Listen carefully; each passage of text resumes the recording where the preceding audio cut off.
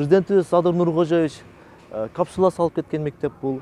Жогорку жактан тез көзөмөл болуп турат. Буюрса, Куда кааласа, 15 сентябрга ачылышын аракет кылабыз. Аракет бүткүл күчүбүздү жумшап жатабыз азыр аракетке. 60-70% бүтүп калдык буюрса. Ар бир курулушка мөөнөт берилет, убакыт берилет. Биз ушул жазда баштаганбыз быйыл 22 жылы. И күздө өткөрүүгө аракет кылып жатабыз. Мектепте азыр 160-170 киши иштеп атат. 1 майда башталган. Биздин календарный график боюнча 1 сентябрга бүткөрөбүз дегенбиз. Ушул тапта курулуштун 90% бүтүп калды. Азыр 60-тан 80-ге чейинки кызматкер иштеп атышат. Бардык жаңы технологиялардан курулуп атат. Сыртты фазатын системасы аликабон спорт комплекстер. Башталышы 7 апрелде башталган, апрелдин 7-синде. Эми азыр биз где-то 80% бүтүп калдык. Буюрса сентябрдын 15-ине аракет кылып атабыз, ачып бергенде. Объект май айында башталган, башталышы. Сентябрга тапшырышыбыз керек буюрса. Азыр общий караганда 96% десем жаңылбайм, бүттү. Азыр болгону конструкция боюнча кровля калды. Кровля дагы азыр жанагы свет күн жарыгы менен болгон конструкция бар, ошол бүтсө эле кровля башталат. Алар да даяр турат да. Былтыр бул мектеп былтыр июнда башталган. Азыркы убакта 98% бүтүп калдык. Буюрса 1 сентябрга өткөрүп беребиз да. Мектеп болсо 480 орунга эсептелген, бир смена болчу.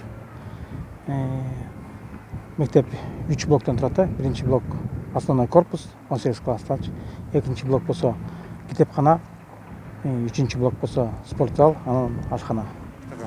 Апрелдин аягында баштап, сентябрдын 15-ине деген кийин бирине көтөрдү, бирине тапшырасыңар деп атат, аракет кылып атабыз. Азыр уже аяк-бияк 85% бүттү. Мына акыркы неделя калды, ошо акыркы неделя 2 смена иштеп болсо, 1 сентябрга тапшырабыз.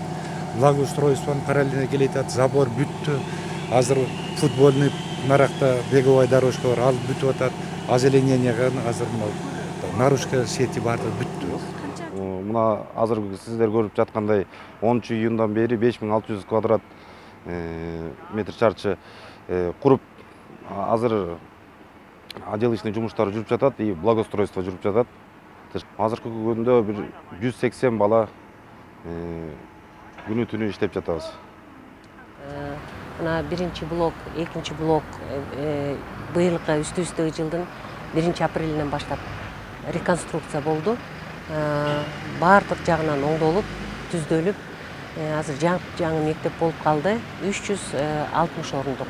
2021 жылдары күзүндө бул проект. Китепканасы, анан кийин спорт зал. Китепканасынын ичинде читальный зал, учительская баары турат. Андан тышкары спорт залда санузулдар, душевой, бардык условиясы менен бүгүнкү заманбапка ылайык салынып атат. Жакын арада ушул 10 күндө 1 сентябрга чейин бүтүрүп берүүгө аракет кылып жатабыз. Бул жерде мектеп 2 гектар 60 соток жер тилкеси каралган. Ошол жерге биз курулуш иштери жүрүп жатат бүгүнкү күндө. Тактабыраак айтканда бул жалпы шаар боюнча эң чоң мектептердин бири. Бүгүнкү күндө өзүңүздөр таанышып чыккандай мектептин 90-95% бүтүп калды. Бизде мөөнөттө берилген 15 сентябрга чейин деген мөөнөтүбүз бар. Биз Кудай буйрса ошого жакындап мектеп курулушун бүтөбүз. Бүгүнкү күндө фасадный частары, ички отделкалары, ошондой эле сырттагы благоустройство жумуштары бардыгы бир калыпта, бир мөөнөт менен бүтүп атат. Ушул мектепти баштаганыбызда 20 майдан баштап куруп келатабыз. Анан өкмөттүн решениясына баягы чечимдерден макул болуп, ошо эртерээк бүтөлү деген аракет менен аябай көп иштеп атабыз. Азыр где-то бир 70% бүтүп калды. На данный момент 76-я школа, ведется таргетирование наружное, фасадочные работы ведут. Внутри, получается, это отделочные работы, гипсокартонная работа, установка вентиляции, установка водопровода, канализации. Электричество мы уже закончили на объекте.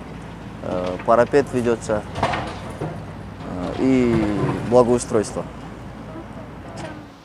Бүгүнкү күнү биз курулуштун акыркы бөлүмүнө кириштик. Буюрса ошо дайындалган мөөнөткө бүтүп атабыз. Бүгүнкү күндөр ошо акыркы жумуштар жүрүп атат. Эшик, терезе, коронун жазуу, спортивный площадкаларыбыз бүтүп калды. Жолдорубузду уже эми жумада асфальттайбыз. Ошо майдын баштарында башталды. Бул жерде баягы снос бар эле, эски зданиячы. Алар сүрдүрүп, ошо майдын апрелдин аягы, майдын баштары башталган. Объект сентябрдын 5-ине деп атабыз, Кудай кааласа. Жумуштун 70% бүтүп калды азыр. 70-75. Стройка майда башталды да. Бияктан 1 метрден суу чыгып калып, аябай сложный процесс болду. 1407 метрге чейин газдыкта дренаж жасап, 7 метрге чейин осушили. Андан кийин 1400 метрге дренаж менен тейт неме барып калды, неме коштук. Бычканын жегине коштук дренажды. Ошон үчүн кичине бираз процесс неме болуп калды, кечирип калды строительный процесс.